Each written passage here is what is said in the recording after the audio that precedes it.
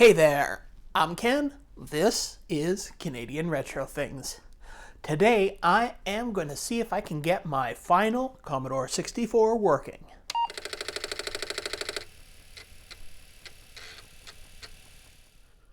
Originally I had 3 Commodore 64s and I did a little bit of work on the one that I'm working on today.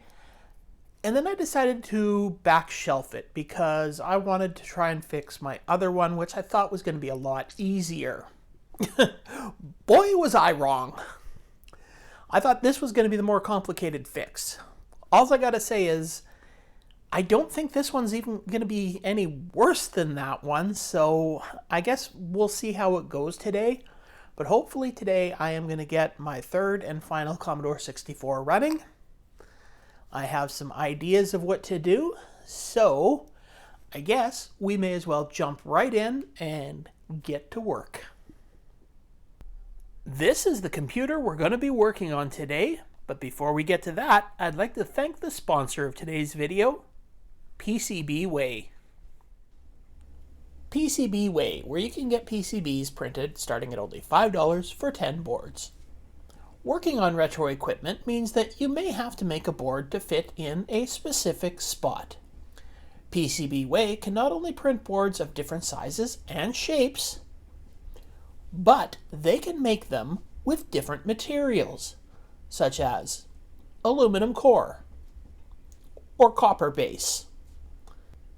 They can even make you a flex PCB if you need your circuit board to bend.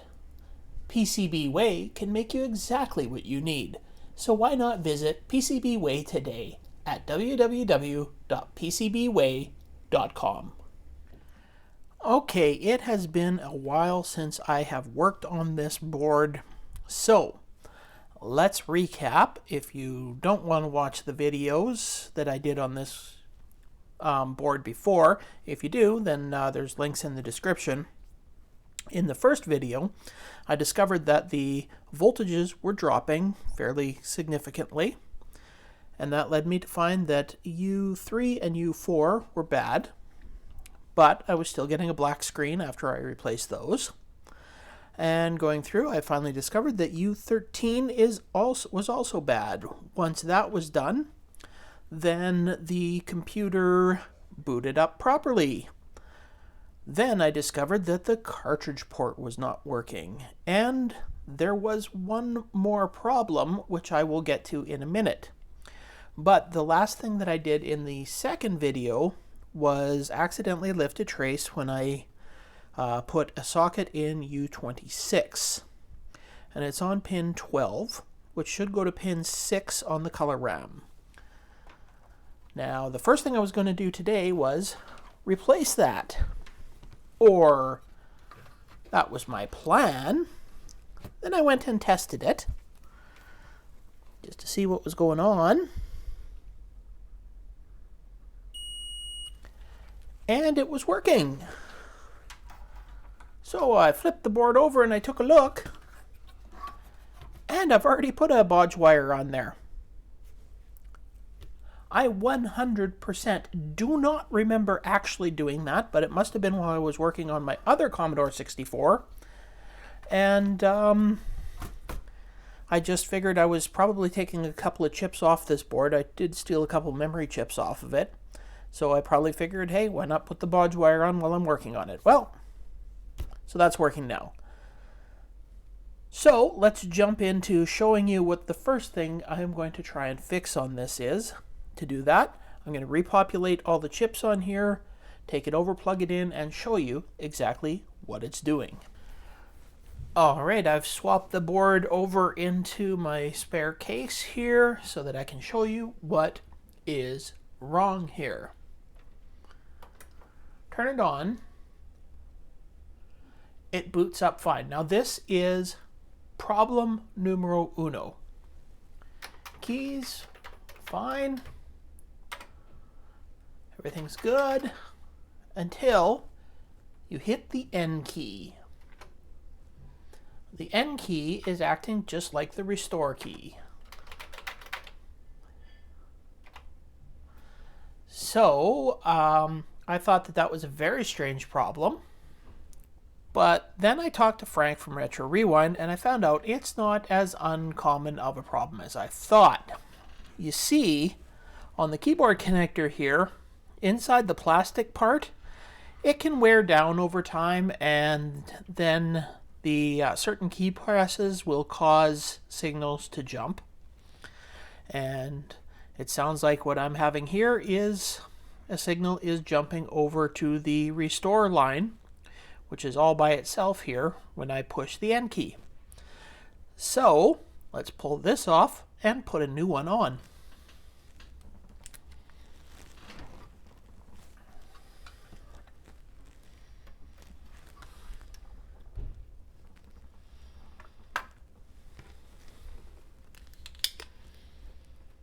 Alright, I got the pin headers out here. So I'm just going to take, I got a row of pin headers here. These are slightly shorter than these ones, but I don't think that should be a problem.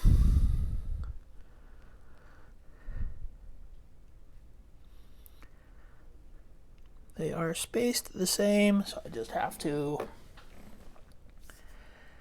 cut these off at the right length.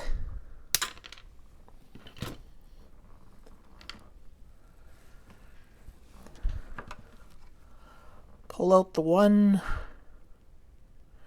where there's supposed to be a blank spot.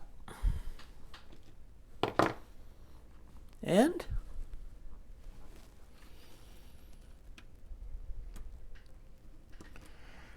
insert that into the board. Now I can solder that into place.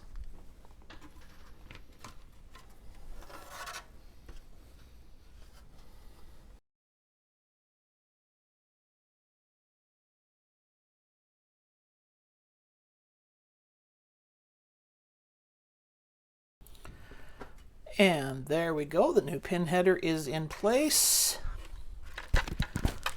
Oops. Let's just see if that fits.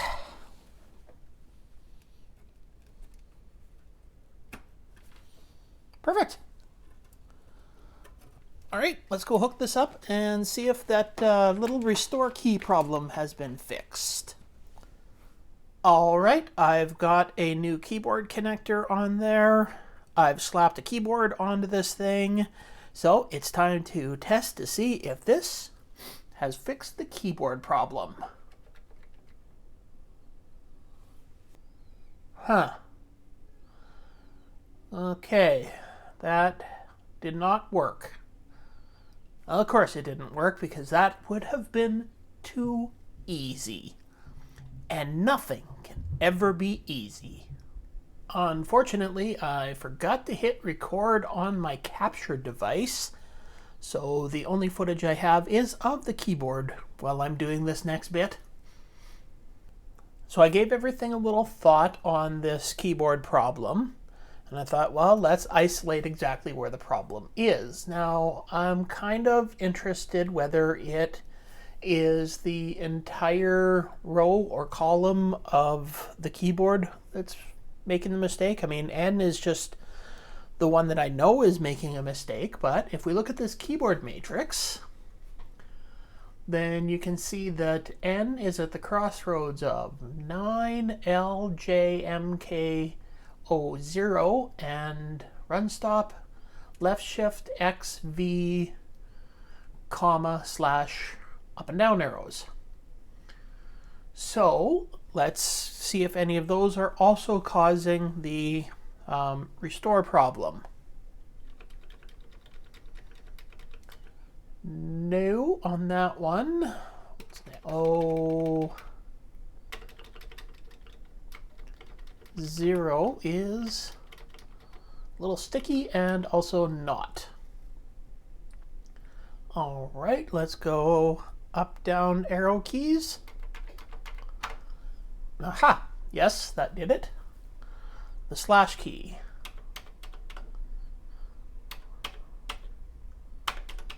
Yes, that's doing it. Comma. There we go. Okay, so it's definitely on this keyboard matrix, row 3 that is causing the restore key. Now if you look where that, so row 3 is pin 9 on the keyboard connector. So let's go take a look at that. Okay, so I have figured out pin 9 here should be connected to pin 17 on U1. So that's 20, 19, 18, 17. And it is. So now we'll take this connector, move it over to which should be the restore line.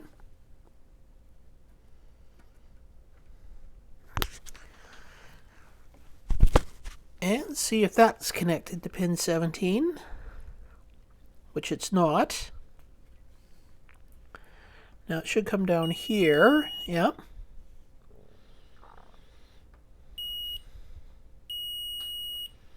So it's going into R41 and C38.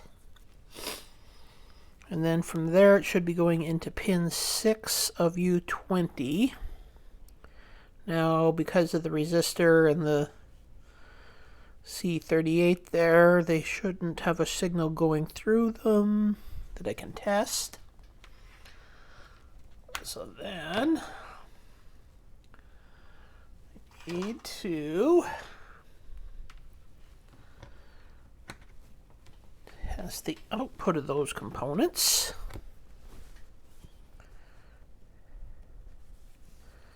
Be going into pin 6 here.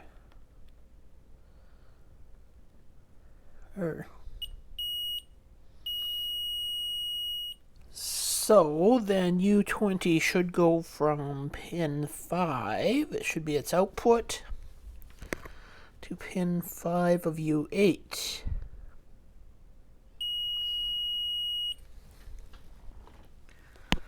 Now, if my assumption is correct, somewhere in there, U9 must be shorting to that line. Okay, so is U9, or is the pin 9 connecting to anything?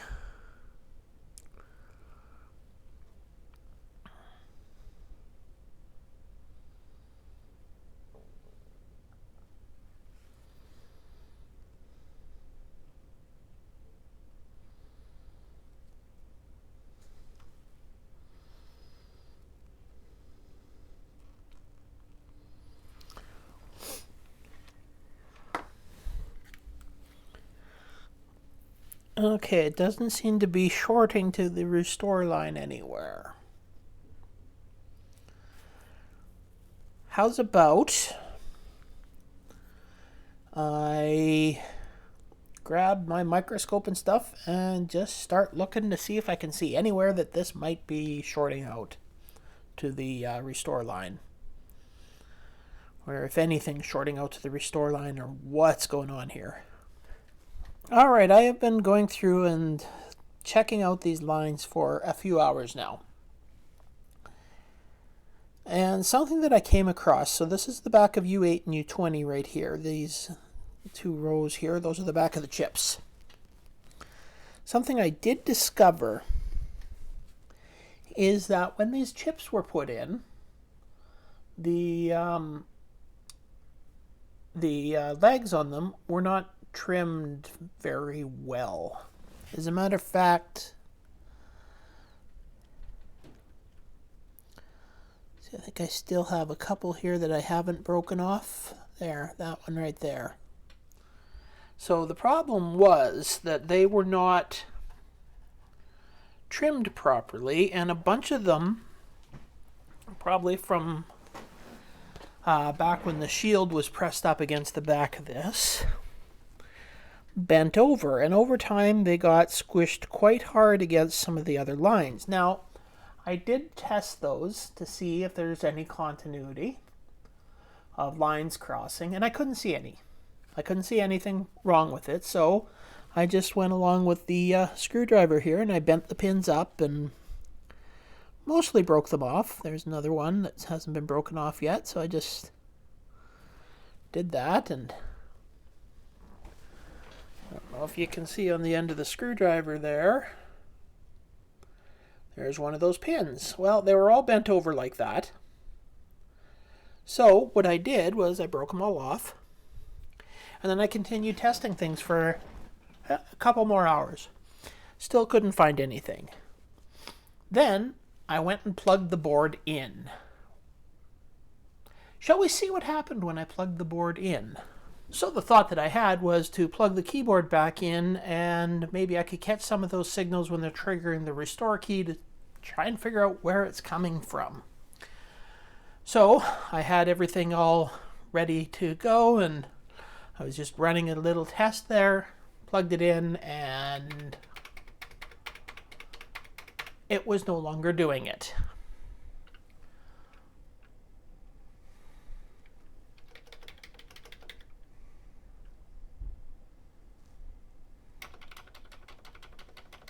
Every key is working fine.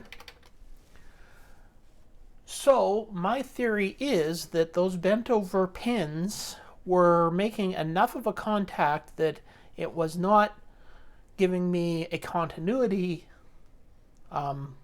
problem, but it was enough that when there was electricity running through it, it was triggering the restore key. So that's working now. So that's working. All right, well, now we're going to grab our Kung Fu Flash cartridge, available from Retro Rewind, where if you use my discount code CRT10, you can get 10% off of anything you buy from Retro Rewind. You can get things for your Tandy computers, your Commodore computers.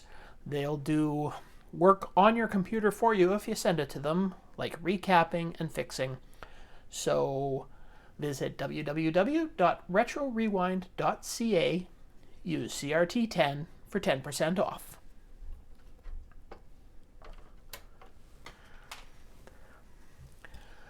Okay, so I will show you what happens when I plug a cartridge into this. This is the second problem that I'm having with the computer. This is what we are now going to try and fix. When you turn it on,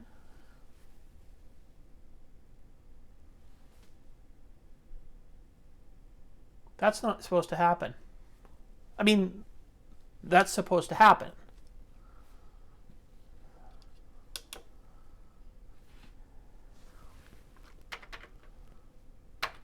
Huh.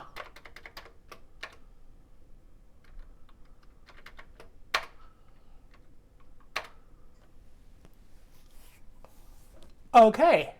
Apparently, the problem that was causing the restore key also was the same problem I was having with the cartridge port. So if you watched the previous video about this, you'll know that when I was plugging cartridges into it, it was just bringing up either a black screen or a garbled screen. So yeah, I guess that's a 2-for-1 fix. That fixed both things. So I guess now that the cartridge port is working, let's plug in the diagnostic cart. Also available from Retro Rewind.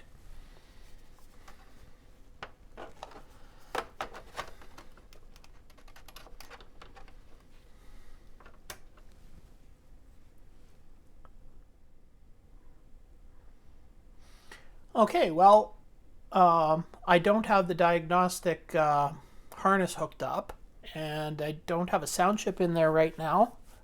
So let's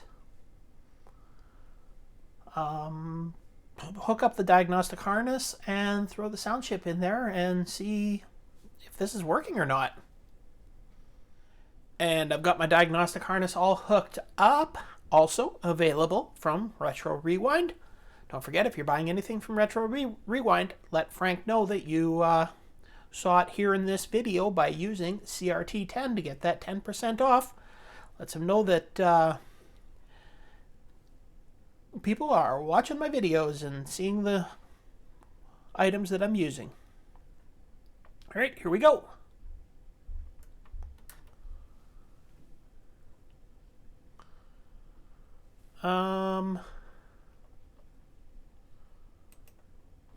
Okay, that's just a second. Let me turn the volume. Huh. Okay, something's not working here. Oh, Jesus, did I put this in backwards? Nope, there's the notch.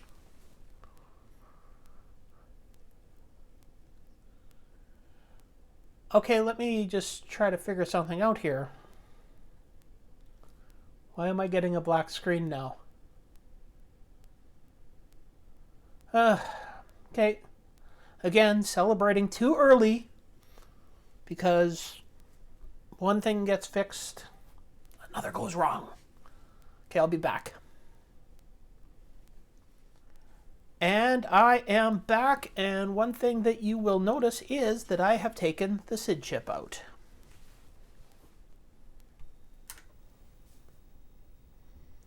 And it boots right up.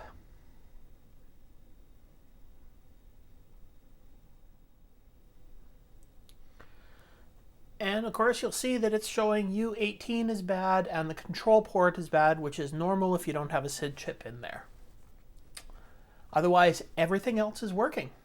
So, does that mean that I have fried my SID chip? This SID chip that I guess I've probably taken in and out of the computer a few too many times. So, let's hook up my other C64, the one that works, my 100% working board, and we'll test this SID chip in it. And here we have my 250425 board. That SID chip is in here now. We'll run the diagnostic test and see if we get any audio out of it.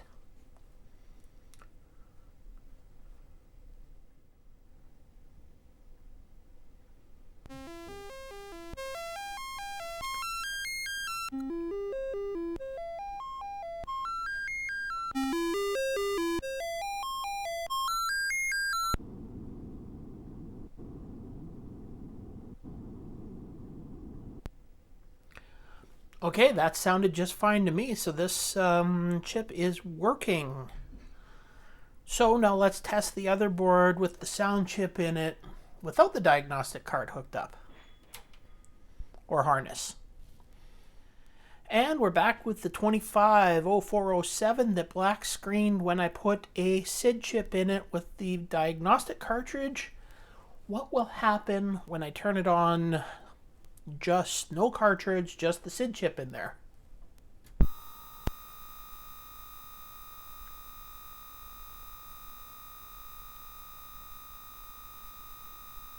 Okay, I'm not going to leave that running for very long, and it's not working. And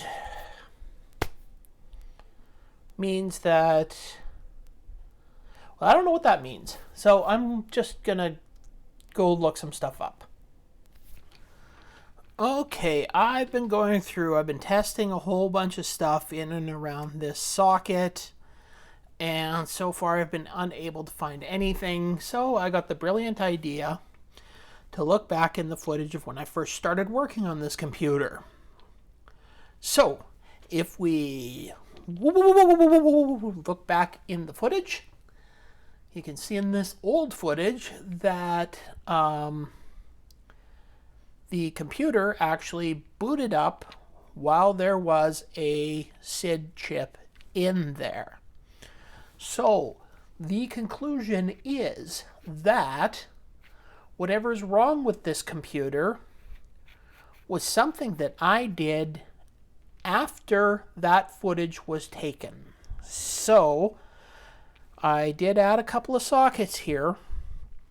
So probably one of them, I must have, because I did lift the one trace between this chip and this chip, so the color RAM and, what is that, U26. So I guess that means that I've got to look and see if possibly another trace lifted somewhere, or I accidentally over soldered something and it's bridged or something. So yeah, I'm just going to go start searching all of the stuff that I did after that footage and see what I can find.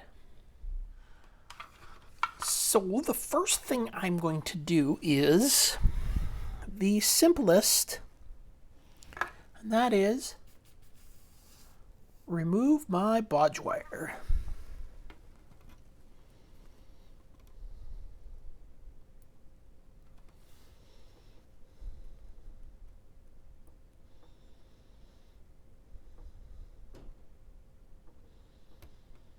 See if perhaps that was what was causing the problem.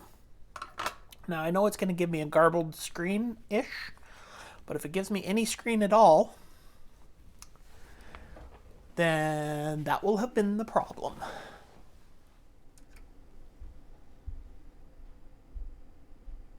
And we're getting no screen at all, so that was not the problem.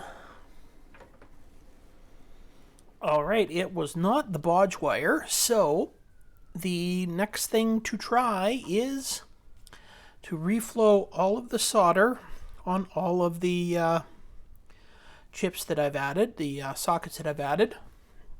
If that does not work, then I guess the next course of action is to pull each of those off and replace the sockets, because I guess that means that there may be a bad socket in there. So let's get started. Okay, reflowing did absolutely nothing, so I am going to start with the most obvious, and that is the SID chip socket.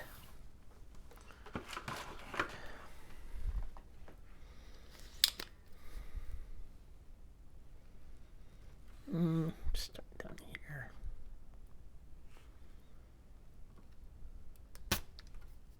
All right, I've finished doing a few things on here. Now, if I had more patience, I would have done these one at a time, but I changed the 3 sockets here.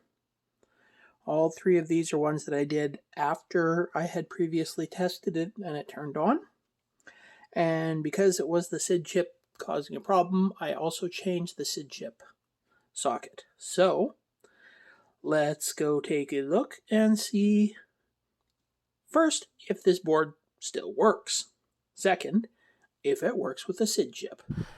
All right, it's plugged in. Now, let's see if it even still works. Or did I break it further?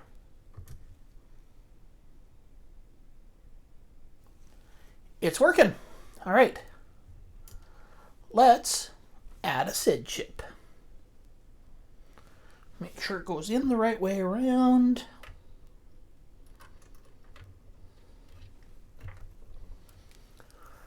Okay, here's the moment of truth.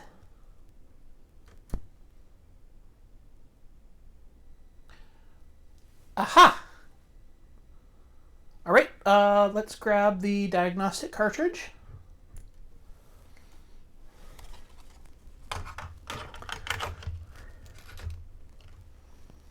All right, here we go, and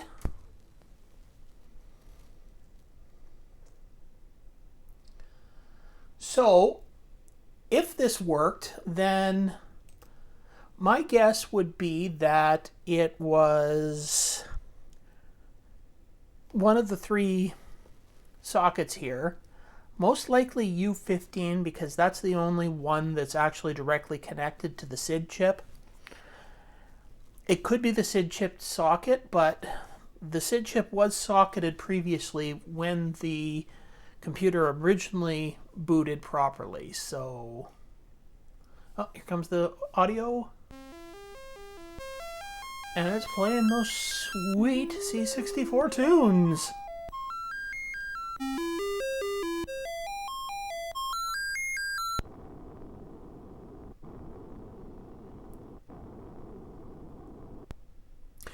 All right, let's hook up the full harness and run it through its paces.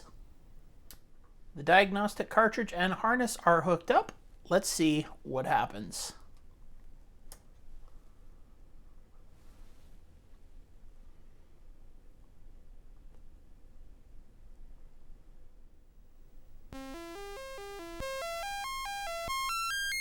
Looks like everything is passing.